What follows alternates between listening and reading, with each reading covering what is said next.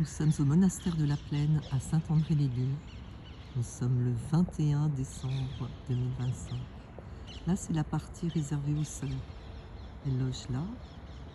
Bon, c'est une partie qui est bien séparée de l'autre partie. C'est vraiment privé. Là, vous avez l'arrière du monastère. Voilà, où il y a aussi des salles de conférences, des salles de travail, parce que les locaux sont ouverts aussi à des artistes éventuellement qui viennent faire des conférences. Et elles ont eu le plaisir d'accueillir Michael Lonsdale à un moment donné, qui a enregistré des vidéos directement du monastère. Voilà, qui appréciait le côté paisible des lieux aussi.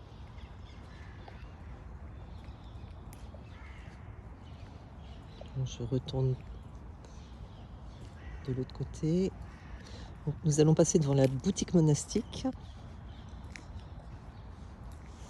qui est fermée. Elle était ouverte ce matin, juste avant la messe. Voilà, la boutique monastique qui est là. Toc. On aperçoit l'allée centrale. Il y a des visiteurs, hein, les sœurs reçoivent de la visite, leur famille, souvent les visitent le dimanche. Pour celles qui ont la chance d'habiter à proximité de leur fille. Voilà. Donc ça, c'est le devant du monastère.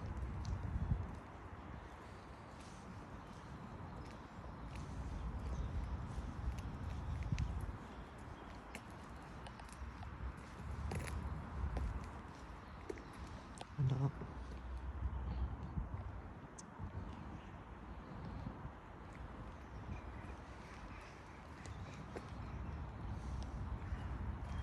Là, on va aller dans la partie accueil, chapelle.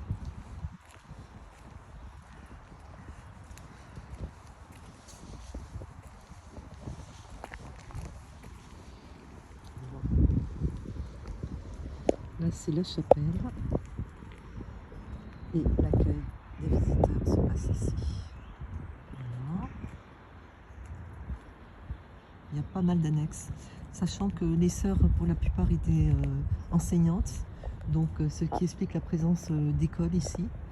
Donc, surtout école primaire, il y a maternelle, primaire. Donc, les parents ont continué de fréquenter les lieux en dehors de la scolarité de leurs enfants.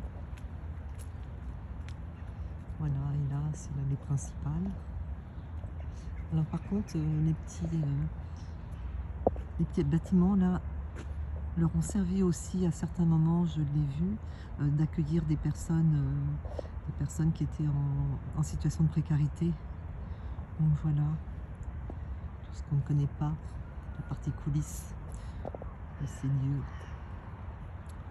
Voilà.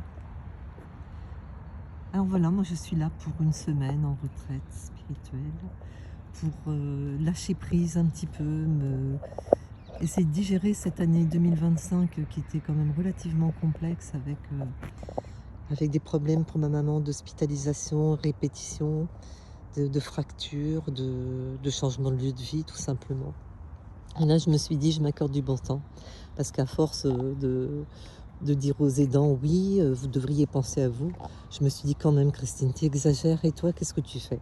Toi tu continues comme si de rien n'était. Eh ben non, alors j'ai décidé de dire stop, de penser à moi, de faire en sorte que le temps s'arrête. Et en même temps c'est très symbolique, aujourd'hui nous sommes le 21 décembre et je réalise que ça fait 15 ans que je fréquente le monastère. En fait la première fois que je suis venue ici, c'était suite à une modification de l'état de conscience et je voulais absolument qu'on me débriefe de ce que j'avais vécu parce que c'était juste hallucinant. Donc voilà, et c'est là que j'ai eu la chance de rencontrer un père blanc. C'est un père qui venait du Liban et qui m'a dit: «Bah, écoutez Christine, c'est simple, vous avez vécu la grâce du pardon». Et là, toute ma vie a été chamboulée, ma vie de foi évidemment. Et très symboliquement aujourd'hui, en créant Cœur les maisons du cœur, Je suis très heureuse que cette création se fasse en direct de ce monastère où j'ai des liens d'amitié très profonds avec la communauté et pour moi c'est hautement symbolique.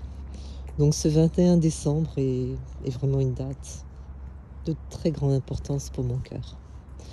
Voilà, chers amis, j'espère que les lieux vous donneront envie de venir aussi vous couper du monde.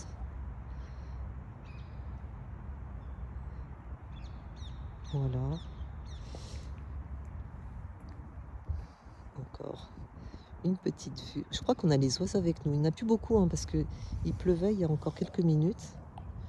Voilà, je coupe la vidéo et je vous souhaite une très belle fin de journée.